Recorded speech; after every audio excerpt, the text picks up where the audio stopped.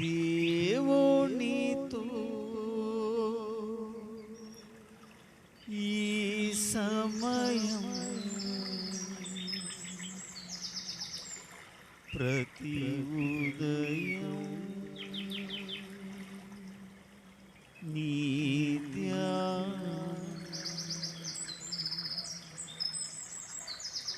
దేవునితో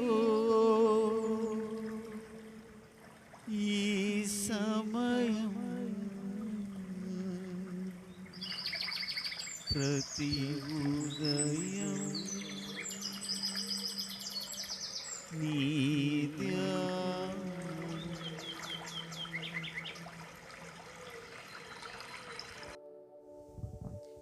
మంచి దేవుడైన యేసుక్రీస్తు నామంలో మీ అందరికీ శుభాలు తెలియజేస్తూ ఉన్నాను. ఈరోజు దేవుని వాక్యాన్ని చదువుకుందాం. మత్తయి సువార్త 9వ అధ్యాయము 22వ వచనాన్ని మనము చదువుకుందాం. యేసు వెనక్కి తిరిగి ఆమెను చూచి, కుమారి, ధైర్యముగా ఉండుము, నీ విశ్వాసము నిన్ను బాగుపరిచినని చెప్పగా ఆ గడిలోనే ఆ స్త్రీ బాగుపడెను. సో ఈ ఉదయకాల సమయంలో ఈ లేఖన భాగంలోంచి ఒక సత్యాన్ని మనం నేర్చుకొని ప్రార్థన చేసుకుందాం. కుమారి, ధైర్యముగా ఉండుము, నీ విశ్వాసము నిన్ను బాగుపరిచినని చెప్పగా ఆ గడియలో నుండి ఆ స్త్రీ బాగుపడెను అనే మాటను మనము చదువుకున్నాం. బాగుపడడం అనేది దేవుడు కోరుకునే గొప్ప విషయం. మనం కూడా బాగుపడాలి అని ఆశపడుతూ ఉంటాం. మన జీవితాల్లో ఎన్నో మనము పాడు చేసుకున్నాం. ఆరోగ్యాన్ని, ఆస్తిని, అందాన్ని, ఆత్మీయతను, ఇలా చెప్పుకుంటూ పోతే ఎన్నో మనము పాడు చేసుకుంటూ వచ్చాం. పాడు చేసుకున్న మన జీవితాల్ని బాగు చేయడానికి ప్రభు ఈ లోకానికి వచ్చాడు. ఇక్కడ సందర్భం ఏంటంటే, 12 సంవత్సరాల నుంచి ఆమె ఆరోగ్యం బాగోలేదు. ఎంతోమందికి ఆమె చూపించింది, ఎన్నో డాక్టర్లని కలిసింది. ఆమెకున్న డబ్బు, ఆస్తి, సమయము అంతా వెచ్చించింది. అయినా ఆమె బాగుపడలేదు. ఆమె అనుకున్నది, యేసు దగ్గరికి వెళితే నేను బాగుపడతాను అని. నిజమే, మనము బాగుపడాలి అంటే ఖచ్చితంగా మనము యేసయ్య దగ్గరకు వెళ్ళాలి. అలా వెళ్ళినప్పుడు ఆయన మన జీవితాన్ని బాగు చేస్తాడు. కనుక ఈ రోజున కుటుంబం పాడైపోయిందేమో, ఆరోగ్యమో పాడైపోయిందేమో, ఆస్తి పాడైపోయిందేమో, వ్యాపారం పాడైపోయిందేమో, నీ బిడ్డల జీవితాలు పాడైపోయేమో. నువ్వు యేసు దగ్గరికి రాగలిగితే ఆయన నిన్ను బాగుపరుస్తాడు.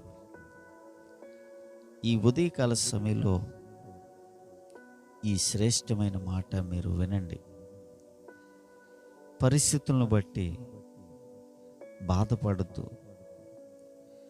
ఈ రోజున నీ స్థితిని బట్టి, నీకు కలిగిన కష్టాన్ని బట్టి, నీకు ఎదురవుతున్న ఇబ్బందులను బట్టి, నువ్వు అనుభవిస్తున్న నష్టాలను బట్టి నువ్వు బాధపడుతున్నావేమో.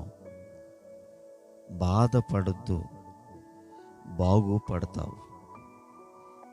ఈ 12 సంవత్సరాల నుంచి ఒక వ్యాధితో బాధపడుతున్న ఈ స్త్రీ ఎంతో బాధపడి ఉంటుంది. నిజమే, 12 సంవత్సరాలు ఒక స్త్రీని ఒక వ్యాధి బాధ పెట్టింది. ఈ రోజున నీ కుటుంబంలో ఏది నిన్ను బాధ పెడుతుంది? ఏది నిన్ను భయపరుస్తుంది? అనారోగ్యమా? ఆర్థిక ఇబ్బందులా?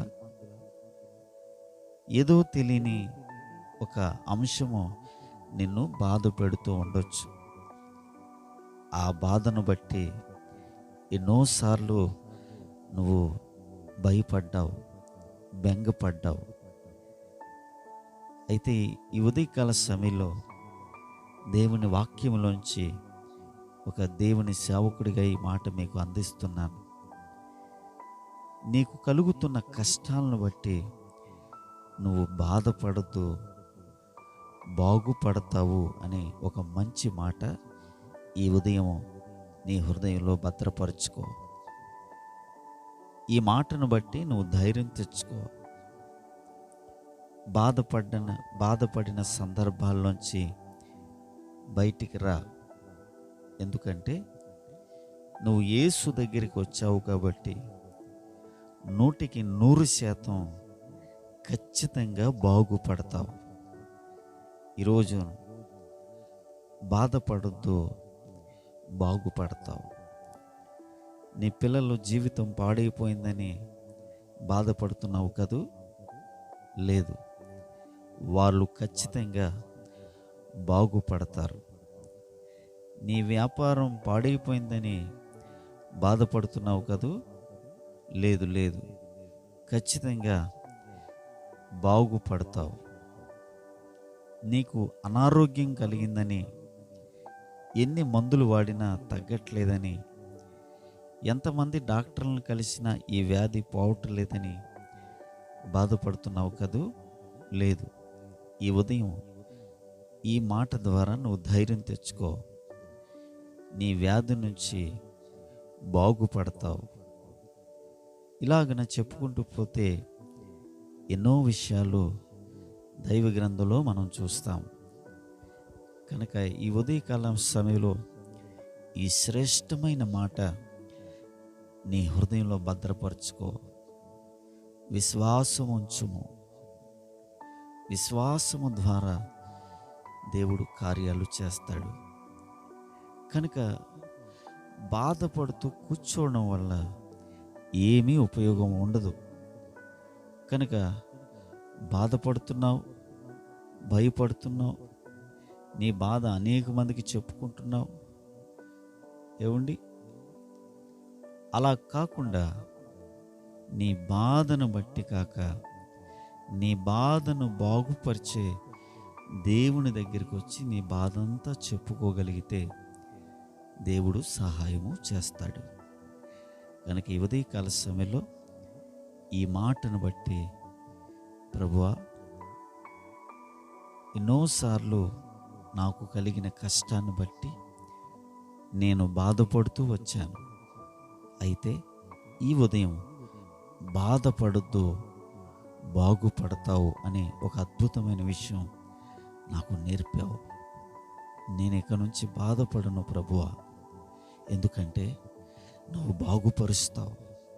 నా స్థితిని, నా పరిస్థితిని, నా ఆరోగ్యాన్ని, నా కుటుంబాన్ని, నా బిడ్డలను, నా వ్యాపారాన్ని నువ్వు ఖచ్చితంగా బాగు చేస్తావు. బాగు చేయి ప్రభువా, బాగు చేయి తండ్రి అని ప్రార్థన చేద్దాం. తలలు వంచండి, కళ్ళు మూయండి. మంచి తండ్రి, మీకు వందనాలు. ఈ ఉదయకాల సమయంలో ఈ మాట ద్వారా మమ్మల్ని బాగు చేయండి. వాస్తవానికి మేము చాలా బాధలో ఉన్నాం ప్రభువా. మా కుటుంబ పరిస్థితి బాగోలేదు, మా వ్యాపార పరిస్థితి బాగోలేదు, మా బిడ్డల పరిస్థితి బాగోలేదు. అయ్యా, ఇలాంటి బాధాకరమైన పరిస్థితులు మేము బాధపడుతూ ఉండగా బాధపడొద్దు అని చెప్పావు.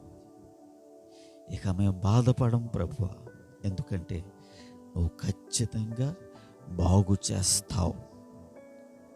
మమ్మల్ని బాగు చేయండి, మా కుటుంబాలని బాగు చేయండి, మా బిడ్డల్ని బాగు చేయండి, మా ఆర్థిక పరిస్థితులను బాగు చేయండి, మమ్మల్ని స్థిరపరచండి.